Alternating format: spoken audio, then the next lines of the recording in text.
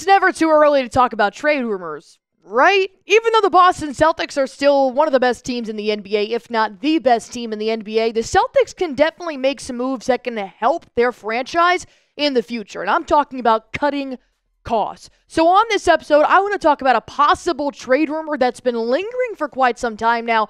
And on the back half of the show, what happened to Lonnie Walker, and is that door officially closed? I'm going to update you guys here on Celtics Today by Chat Sports. I am your host, Allie Barefoot, and NBA season is in full effect, guys. We are already playing our 8th, 9th game of the season, and we've been having massive, great, huge watch parties that we want you guys to be a part of. So, thank you so much to everybody that has subscribed. We have 40,549 beautiful people here. And so far this season, through 8 games, we have gained over 1,500 subscribers. We are so close to reaching 41,000. So help us out and subscribe.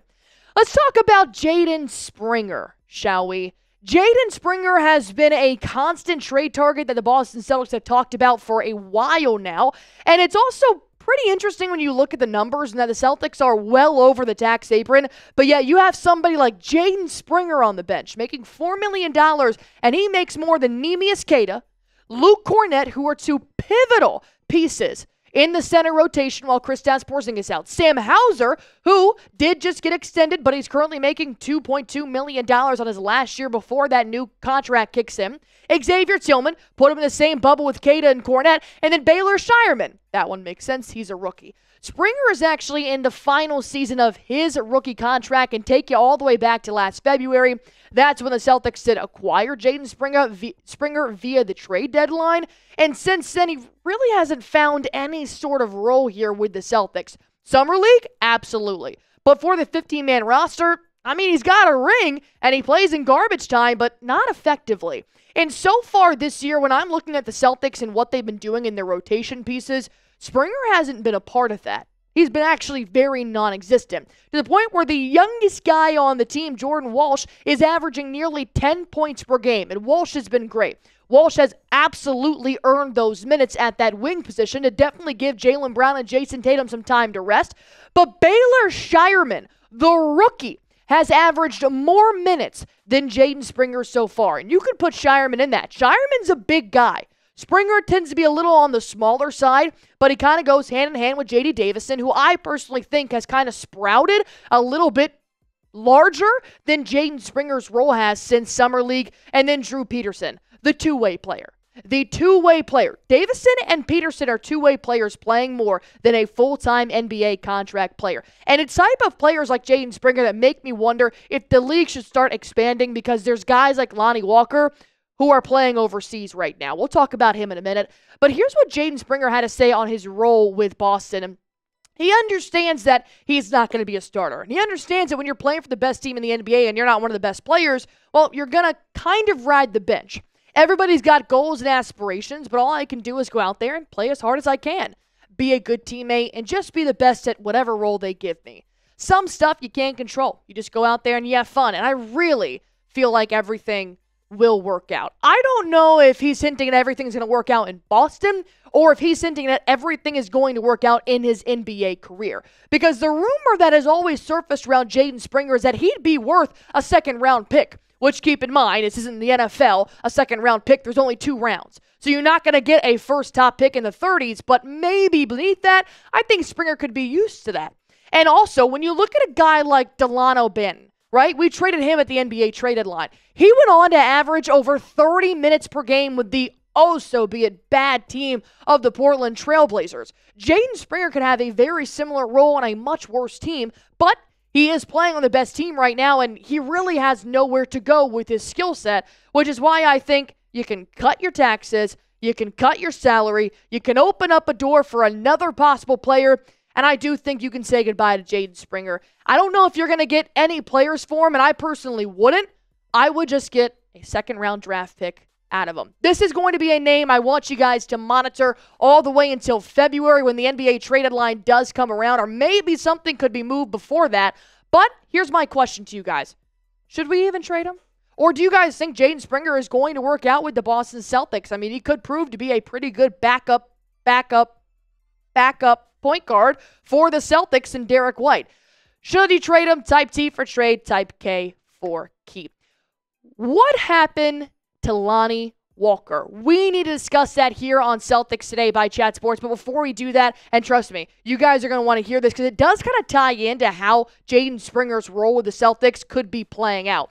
Let me go ahead and tell you guys about our sponsor here. I'm talking about Prize Picks. If you guys have ever watched Celtics Today, you know I love Prize Picks. I've been playing this way before they became a sponsor here at Chat Sports, but I play it because, yes, it's the #1 daily fantasy sports app in America, but I also go through a lot of hard stuff in my day. I'm an adult. I got bills to pay. I got grocery lists to conquer. But when I play Prize Picks, it's the easiest part about my day, man. All you have to do is pick more or less. That's it. It takes literally less than 60 seconds to make my picks on at least 2 players, maximum 6 players, for a shot to win up to 100 times your cash, and you can run your game all season long on Prize Picks. To win up to 100 times your money on Prize Picks, you have to get as little as 4 correct picks, and it's available to play in over 30 states, including Cali, Florida, Georgia, and Texas, which is where Chat Sports is based out of. Right now, I love crossover season. I'm a huge fan of crossover season, so I only went with 2 players here tonight. I'm going to go with Baker Mayfield because I liked the demon on Baker Mayfield. And you're wondering, what the heck is a demon, Allie? It's that little red guy you see right next to his projected stats. It's a harder pick, so it's harder for it to happen, but it does pay a lot more. If you see a green version of him, like for, say, Derrick Henry to find the end zone, well, it's more than likely going to happen. It's just not going to pay you as much. But I've got Jason Tatum also to have more than 31 points as well. So if you guys want to go ahead and get started, it's super easy to do so.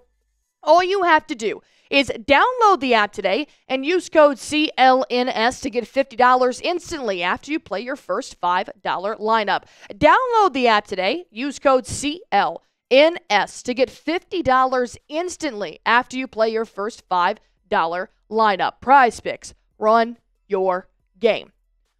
What's going on, Mr. Lonnie Walker IV? Where is he, and can he possibly come back? Well, I don't know if the Celtics have officially closed the door on Walker. I really haven't, because there's some kind of fine print in his new contract that makes me think the Celtics, or really any NBA team out there, can go out and grab him whenever they want. And the latest report here that we did see from Lonnie Walker, this is his message to the Boston Celtics, is that I'm only 25. So he knows that this is just the start of his beautiful NBA career. And go back to what I just said about Jaden Springer. Springer's a good talent. He really is. But also, so is Lonnie Walker, and I just think that he should be playing in an NBA, on an NBA team right now rather than overseas. And Lonnie Walker said in all due time, I am going to make something work out for myself. He just kind of has to be sure that this is the right move for him. So basically, he's playing in Lithuania right now. And the thing with that is that he does have a clause, a little asterisk in his contract that says an NBA team can sign him out of his deal in Lithuania for $450,000. But there's the kicker.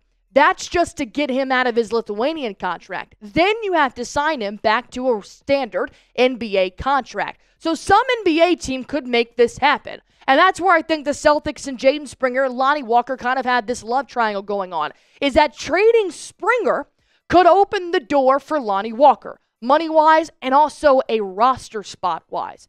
When they did see Lonnie Walker play in the preseason, and I do think he did a fine job in the preseason, it just kind of came down to the fact of, look, Lonnie, you're a great guy. We love having you on the team. He's already great friends with Derek White. But Brad Stevens and the Celtics decided that they wanted to be flexible with that 15th and final roster spot, which is still currently open right now. And that's where if you trade Jaden Springer, you could have another roster spot open to keep that flexibility, but also just knowing that Lonnie Walker getting rid of that $4 million salary from somebody like Jaden Springer, that does allow Boston to go back to prioritizing their money and their flexibility when it comes to that final roster spot. Because $4 million is a lot for a team that is already well over that tax bracket right now, and that does face penalties.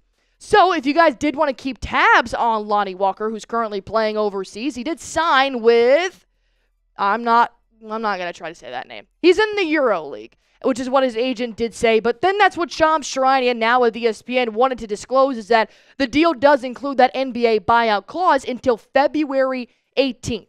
So that should be, I don't have a calendar in front of me, but that should be right after the NBA trade deadline. It could be right before. I have to double check that. But the whole sense is if Brad Stevens makes a move on Jaden Springer, you could bring back Lonnie Walker. He's cheaper. A roster spot would be open.